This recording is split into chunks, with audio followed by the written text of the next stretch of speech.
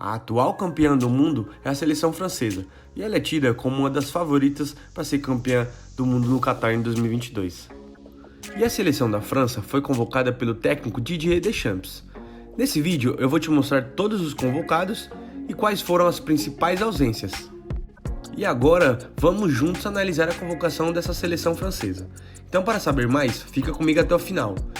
E deixe seu like e se inscreva no canal, isso ajuda muito. Bora lá!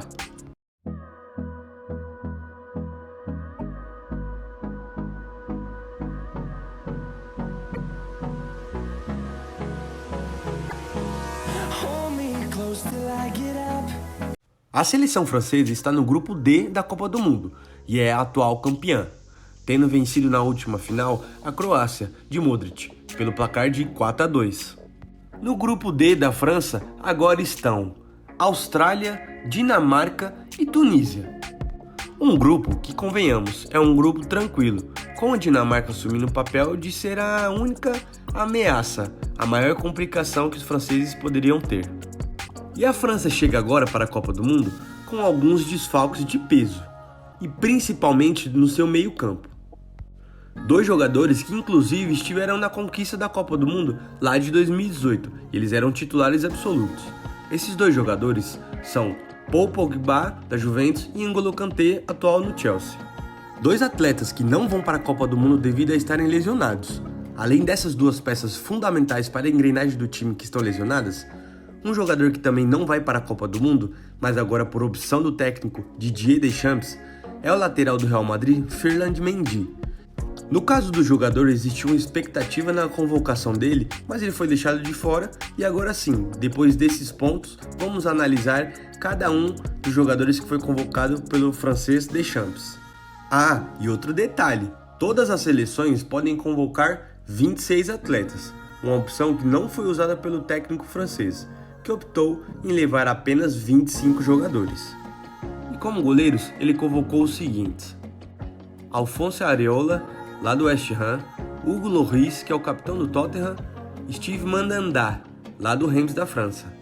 Os defensores foram esses: William Saliba, lá do Arsenal, Rafael Varane, do Manchester United, Ibrahima Konaté, do Liverpool, Presnel Kimpembe, do Paris Saint-Germain, o Benjamin Pavard, do Bayern de Munique, o Upamecano, do Bayern, Lucas Hernandes, do Bayern também, o Theo Hernandes, do Milan, e o Jules Koundé, do Barcelona. E os meio-campistas são Camavinga, do Real Madrid, Guendouzi, do Olympique de Marseille, Rabiot, da Juventus, o Tchouaméni, do Real Madrid, o Jordan Veretout, do Olympique de Marseille, e o Fofana, do Mônaco.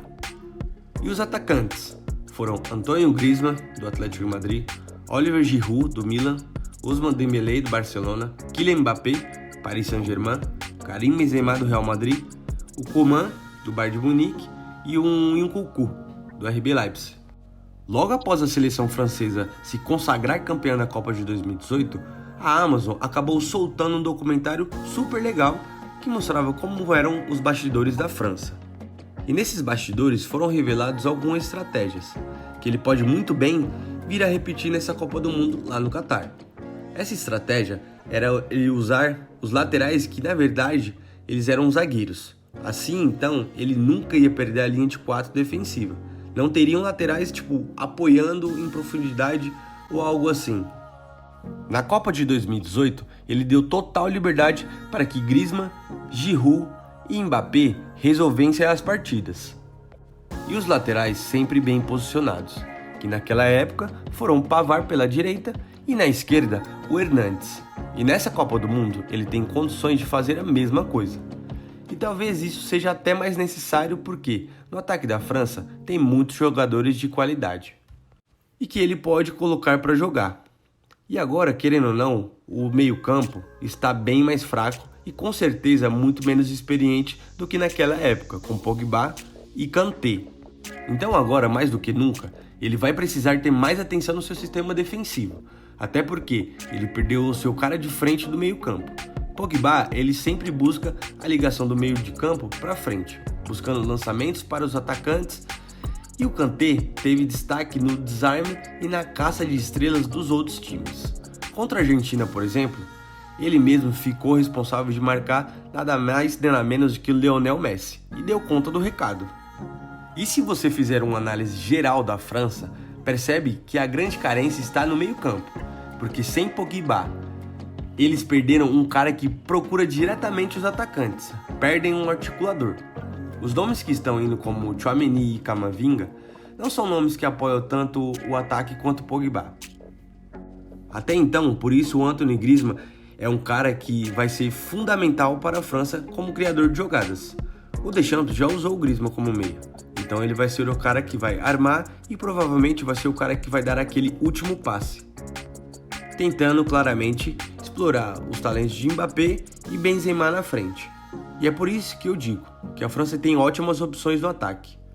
Eu acho que atualmente o melhor ataque, sem dúvidas, é da seleção brasileira, mas a seleção da França vem logo atrás, com muitas opções. Se eles quiserem jogar com pontas abertas, por exemplo, ele tem o Coman na esquerda e tem um Dembélé pela direita. Se quiser um segundo atacante que pisa na área, tem um Nkunku. Então são várias opções. Defensivamente, eles possuem uma ótima zaga, muitos zagueiros renomados e de muita qualidade, mas não tem um lateral na direita que apoie bem.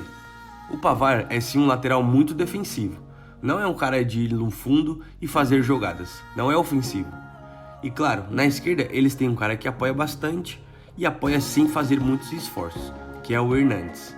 É o Theo Hernandes, que joga no Milan, que na última temporada foi no mínimo top 10 do mundo na sua posição. Então, no meu ponto de vista, considero uma seleção bem forte, muito competitiva e que vem com tudo para tentar defender o seu título. Agora, um dos detalhes que pode ou não acabar atrapalhando a seleção é o seguinte: Mbappé na época era somente uma promessa, Benzema não tinha sido convocado e os holofotes ainda estavam sobre o Pogba, que já era um jogador conhecido, e entre outros. Uma seleção que não era uma das favoritas ao título na época, agora a situação é totalmente diferente. A França é colocada como uma das favoritas por ter conquistado o último título, lá em 2018, por conta do time que tem, e aí temos outros fatores, como o Benzema está no elenco junto com o Giroud, lembrando que eles viviam se alfinetando ao longo dos anos. Você tem Mbappé sendo agora o centro das atenções do mundo, dentro e fora de campo, com diversas polêmicas, que se mostrou um jogador que quer centralizar tudo para ele. E no meio campo você tem jogadores que, como eu já disse, são muito bons, mas não têm a experiência que eu acredito que é necessário para ser jogado uma Copa do Mundo. Eles terão a árdua tarefa de substituir experientes jogadores como Pogba e Kanté, que de longe são jogadores com grandes bagagens. E claro, levar em conta que é um baita timão, mas nos últimos jogos da França, seja eles oficiais, amistosos ou eliminatórias e afins, o time deixou bastante a desejar. Inclusive, acabou sendo derrotado por mais de uma vez por um time que está lá no seu grupo D da Copa do Mundo, que é a seleção da Dinamarca, que claro, em termos de nome, não podemos comparar, mas é um time que juntos são bem fortes, chegam a ser chatos muitas das vezes e já provou isso para a França mais de uma vez. Então, eu quero saber muito sobre a sua opinião aqui nos comentários e saber se você gostou ou não gostou da convocação do time da França e saber o que você acha de levar apenas 25 atletas e não 26. Comenta aí. Então é isso, galerinha, eu espero que vocês tenham gostado do vídeo hoje. Curtam, compartilhem com seus amigos e se inscrevam bastante para ajudar o canal a crescer, tá bom? E eu fui!